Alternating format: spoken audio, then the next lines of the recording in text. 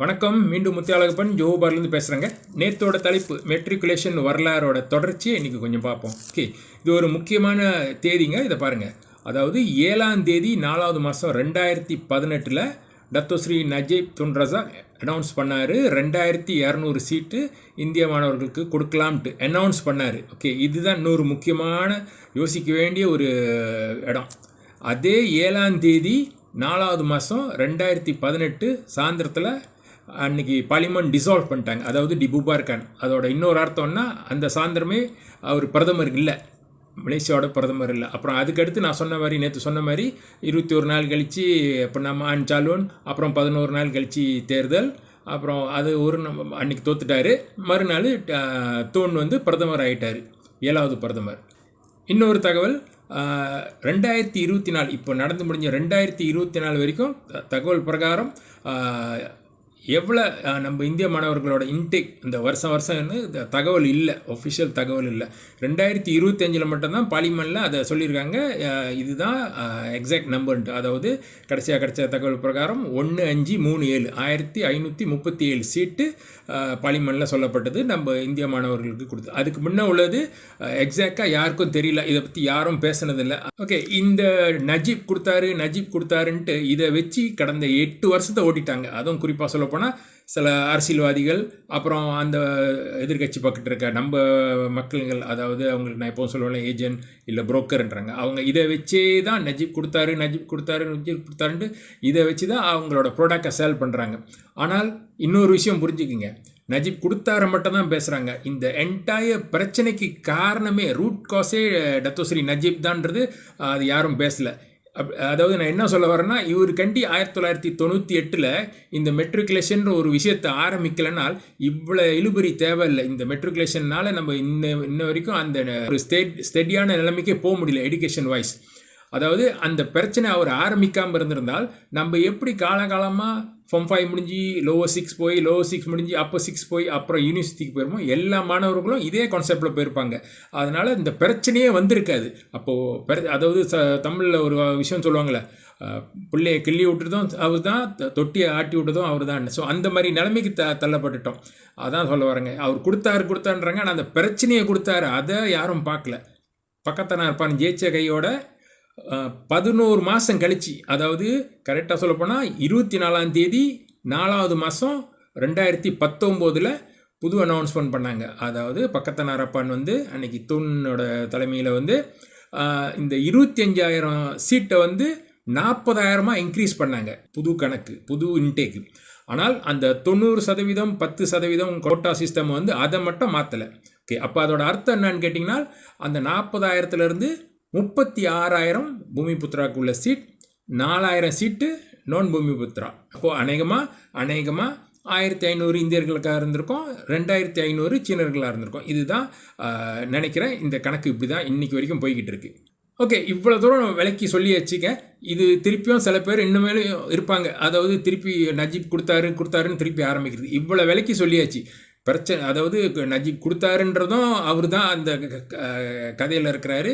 அந்த பிரச்சனைக்கு ரூட் கோசம் அவர் தான்றதும் விலைக்கு சொல்லியாச்சு. ஓகே, அப்புறம் அந்த 2200 சீட் உண்மையாக ப்ராக்டிக்கலி ரியாலிட்டியில் நம்ம சமுதாயத்துக்கு கிடச்சிச்சான்னா அது ஒரு பெரிய கேள்விக்குறி. ஏன்னு கேட்டிங்கன்னா, அவர் சொன்ன அன்றைக்கி அவரோட பிரதமரோட டேர்ம் முடிஞ்சிருச்சு. ஏன்னு கேட்டிங்கன்னா, அன்றைக்கி பார்லிமெண்ட் டிசால்வ் பண்ணிட்டாங்க. அப்போது காலையில் சொல்லியிருக்காரு, சாயந்தரம் முடிஞ்சிச்சு. அப்போ அது நடந்திருக்குமான்றது அந்த பெரிய கேள்விக்குறி. உங்ககிட்டே விட்டுறேன்.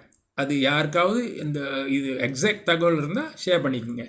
ஓகே, முக்கியமான இடத்துக்கு வருவோம். அப்போது இவ்வளோ நாள் நம்ம பேசி இந்த விஷயத்தெல்லாம் விளக்கியிருக்கோம். நான் மட்டும்லாம் சில பேர் இந்த மாதிரி இந்த அரசாங்கம் செஞ்சதை இதெல்லாம் எடுத்து பேசியிருக்கோம். இது நாங்கள் இந்த அரசாங்கத்து மேலே உள்ள பற்றா அப்படின்னு ஒன்று கிடையாதுங்க.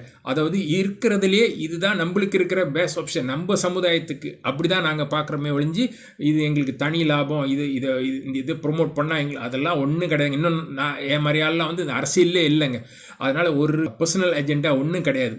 இருக்கிற அரசாங்கமும் மற்ற ஒப்போசிஷனில் இருக்கிறவங்க வச்சு கம்பேர் பண்ணி பார்த்தா நம்மளுக்கு பாதகம் அதில் அதிகமாக இருக்குது.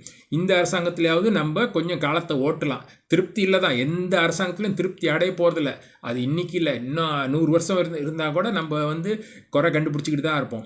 ஸோ அதனால் நாங்கள் ஏன் இதை பற்றி ரொம்ப இப்படி விலக்கி சொல்லிக்கிட்டு இருக்கோம், ஏன்னா சில பேருக்கு கூட பிடிச்சிக்காது. ஆனாலும் சொல்ல வேண்டிய ஒரு சந்தர்ப்ப சூழ்நிலை. காரணம் இந்த இருக்கிற அரசாங்கத்தை இழந்துட்டு இன்னொரு அரசாங்கம் வந்துச்சுன்னா என்னென்ன விஷயம் பண்ணுவாங்கன்றது விலக்கி சொல்லியாச்சு, பல பேர் சொல்லியாச்சு. இதுக்கு மேலே தெரியணுன்னா எங்கள் அப்பா ஒரு வார்த்தை சொல்லுவாங்க, அது கொஞ்சம் ரஃபாக இருக்கும், இருந்தாலும் நான் சொல்கிறேன். அதாவது எங்கள் அப்பா சொல்லுவாங்க, பட்டாதான் தெரியும், இந்த டாட் வச்சிட்றேன், நீங்கள் அதை ஃபில்அப் பண்ணிக்கிங்க, சுட்டாதான் தெரியும் நண்டுக்குன்னு. அப்போ அதுக்கு அர்த்தம்னா பட்டு தான் தெரிஞ்சுக்கணுன்னா அப்போ வேறு வழி இல்லைங்க. அதை போய் உளுந்து ஏந்திரிச்சு வந்து தான் சரி இப்படி போச்சு அப்படின்னு அப்போ அன்றைக்கி நம்ம பணாத்த போகிறோம். என்னடா ஒருத்தன் சொன்னானே அன்றைக்கி, பல பேர் சொன்னாங்களே நம்ம கேட்கலன்னு. பட் அது டூ லேட் ஆயிடுச்சு. அதனால அங்கே சொல்கிறாங்க. ஓகே, விஷயத்துக்கு வரும். இப்போது சில பேர் சொல்கிற மாதிரி இந்த அரசாங்கம் சரியில்லை, பிஎம்எக்ஸ் சரியில்லை, ஒரு லிஸ்ட் ஆஃப் அந்த குறைகள் எடுத்து வச்சாங்களே, ஓகே பிரச்சனை இல்லைங்க. இப்போ நானே ஒரு இதுக்கு வரேன், நான் ஒரு விஷயத்துக்கு வரேன். அப்படி அவங்க சொல்கிற அரசாங்கம், இப்போ இருக்கிற எதிர்கட்சி அரசாங்கமாக ஆகினால், இப்போ இவங்க சொல்கிறத பார்த்தா இந்த அரசாங்கம் சரியில்லைன்னா அவங்க சரியாக இருப்பாங்கன்னு தானே, அதுதானே சொல்ல வராங்க. அப்போ அவங்க உதாரணத்துக்கு இந்த கல்வி விஷயத்துக்கே வரும். இப்போ இந்த 90-10 இருக்கிற கோட்டா சிஸ்டமை அவங்க அதை மாற்றி கொடுப்பாங்களா நம்ம சமுதாயத்துக்கு, அதாவது நம்மளுக்கு ஃபேவராக? இப்போ இந்த கேள்வியை நான் இந்த மக்கள்கிட்டே வைக்கிறேன். யார் அவங்க அந்த பக்கத்து இதை ரொம்ப ப்ரொமோட் பண்ணிக்கிட்டு இருப்பாங்க. சில பேர் அரசியல்வாதி சரி, சில 4-5 பேர் சேர்ந்த குழுக்கள் இருக்காங்க இதே பேசுகிறவங்க. அப்போது நான் நேரடியாகவே அந்த கேள்வி வைக்கிறேன்னே. இது நீங்கள் தோன்கிட்ட கேட்டு வேணாலும் சொல்லலாம், தான் ஸ்ரீ மொய்தீன் யாசின் கிட்ட கேட்டு வேணாலும் சொல்லலாம், டத்தோஸ்ரீ ஜாயித் அமிடி கிட்ட கேட்டு வேணாலும் சொல்லலாம், குரு அடி அவாங்கிட்ட கேட்டு வேணாலும் சொல்லலாம், டத்தோஸ்ரீ ஹம்சா ஜைனுடின் கேட்டு சொன்னாலும் சொல்லலாம், இல்லை வேறு யார் அந்த பக்கத்து இருக்கவங்ககிட்ட கேட்டு நீங்கள் அவங்க இதை சொல்ல முடிஞ்சால் அதிகாரப்பூர்வமாக, அதாவது அவங்க ஆட்சி அமைச்சிட்டாங்கன்னா, அரசாங்கமாக அரைச்சிட்டாங்கன்னா, இந்த கோட்டா சிஸ்டம் அவங்க மாற்றி நம்மளுக்கு தராங்க. அதாவது நம்மளுக்கு சாதகமாக, அதாவது 60-40 வேணாம், 70-30 கூட வேணாங்க, 80-20, 80% 20%, அவங்களுக்கு 80%, நம்மளுக்கு 20%. முன்ன 90-10 இதை மாற்றி நம்மளுக்கு இந்த மாதிரி கொடுக்க முடியுமா 80-20ன்ட்டு? அதாவது சும்மா வாய் வார்த்தை இல்லை. அதாவது என்ன சொல்லுவாங்க, இந்த பிரலம்பாகான் இருக்குல்ல அரசியல் அமைப்பு, அதில் நம்மளுக்கு எழுத முடியுமா எப்படி? அவங்களுக்கு ஆர்டிக்கல் 153 இருக்க, 152, 153, அதே மாதிரி நம்மளுக்கு இந்த இதை நிரந்தரமாக அங்கே இருக்கோன்னு எழுதி கொடுக்க முடிஞ்சால் நம்ம ஏன் இந்த அக்யூ பண்ணிக்கிட்டு பேசாமல் நம்ம இந்த என்டையர் இந்திய சமுதாயம் நம்ம அந்த பக்கத்தே போயிடலாம், அது நம்மளுக்கு நல்லது செஞ்சு தராங்கன்னா. ஸோ இதுதான் நான் இந்த கேள்வி உங்ககிட்ட, இது ஒரு சவாலாக இல்லை, இது ஒரு ஹம்பிள் ரிக்வெஸ்ட், தாழ்மையான வேண்டுகோளாக கேட்குறேன். இது முடிஞ்சால் அவங்கக்கிட்ட கேட்டு அவங்களால அதை சொல்ல முடிஞ்சால் நல்லா இருக்குங்க நம்ம சமுதாயத்துக்கு. ஓகே, இதில் சில பேர் சொல்லுவாங்க, இந்த கோட்டா சிஸ்டமே அபாலிஷ் பண்ணணுன்ட்டு. இது நடக்காதுங்க. என்னை பொறுத்தவரையிலே நம்ம கனவு கண்டுக்கிட்டு இருக்கலாம், அது நிச்சயம் நடக்காது. ஏன்னு கேட்டிங்கன்னா, இது இன்றைக்கி மட்டும் இல்லை, இது ஒரு 70-50 வருஷத்துக்கு முன்னே வேறு ரூபத்தில் இருக்குது. ஸோ இது அபாலிஷ் பண்ணிடுவாங்களான்னு கேட்டிங்கன்னா அது வாய்ப்பே இல்லைங்க, வாய்ப்பே கிடையாது, இன்னொரு 100 வருஷத்துக்கு கிடையாது. ஸோ ஆகையால் என்ன சொல்ல வரேன்னா, ஸோ இருக்கிறத வச்சு புத்திசாலித்தனமாக பிழைக்கிறதுக்கு நம்ம யோசிக்கணும். எப்படி சீன சமுதாயம் பார்த்திங்கன்னா இந்த மாதிரி கம்ப்ளைண்ட்லாம் பண்ணிக்கிட்டல, அவங்க ஃபோக்கஸ் ஒரே விஷயத்தில் சம்பாதிக்கணும். ஸோ இந்த மாதிரி நம்ம கொஞ்சம் பாசிட்டிவாக யோசித்து போனால் நம்ம எதிர்காலம் கொஞ்சம் நல்லா இருக்குங்க. இல்லைனா தினசரி இதே இழுபறியில் தான் நம்ம இருக்க போகிறோம், திருப்பி. அப்போது நம்மளும் முன்னேற முடியாது, நம்ம சமுதாயமும் முன்னேற முடியாது. ஸோ இதை சொல்லி இந்த காணொலியை இதோட ஒரு முடிவு கொண்டாருங்க. நன்றி, வணக்கம்.